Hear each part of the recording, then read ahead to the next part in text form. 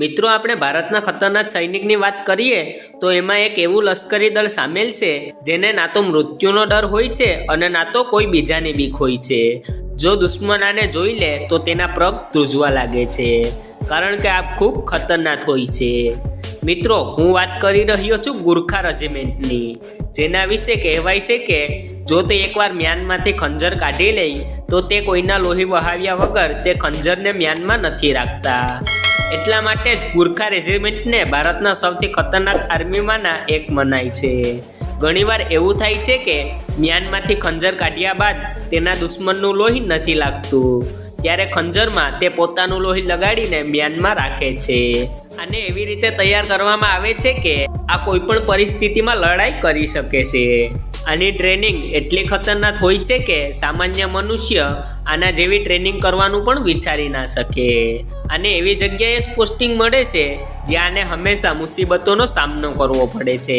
આને વિભિન્ન પ્રકારના હથિયાર ચલાવવાની ટ્રેનિંગ મળે છે, સાથે દુનિયાનું એક પણ હથિયાર એવું નથી જે ગુરખા ના ચલાવી શકે। જ્યારે આ દુશ્મનો સામે લડવા જાય છે ત્યારે આને ફરક નથી પડતો કે સામે કેટલા દુશ્મન છે, આ સીધો હુમલો કરે છે અને દુશ્મન ભલે ગમે તેટલા હોય તેને ભાગવું જ પડે છે। આના દિલમાં દેશ માટે એટલો જોશ અને જજ્બો હોય છે કે તે હથિયાર વગર પણ દુશ્મનોને ધૂળ ચટાડી દેશે। મિત્રો જર્મનીનો શાસક અને તાનાશાન હિટલર પણ ગુરખાઓથી પ્રભાવિત હતો, સાથે તેણે કહ્યું હતું કે જો મને ગુરખાઓની સેના મળી જાય તો હું આખી દુનિયા ઉપર રાજ કરું। કદાચ તમને ખબર નહીં હોય કે પ્રથમ વિશ્વયુદ્ધ બાદ જર્મનીએ ગુરખા રેજિમેન્ટ માટે તાળીઓ વગાડી હતી। હિટલરે બીજા વિશ્વયુદ્ધની શરૂઆત કરી હતી, પરંતુ તેને પહેલું વિશ્વયુદ્ધ જર્મની માટે લડ્યું હતું। ત્યારે હિટલરે ગુરખાઓને પેરાશૂટ વગર ઉડતા હેલિકોપ્ટરથી કૂદતા જોઈ લીધા હતા, ત્યારે તેણે ગુરખાઓને બ્લેક ડેવિલ્સનું નામ આપ્યું હતું।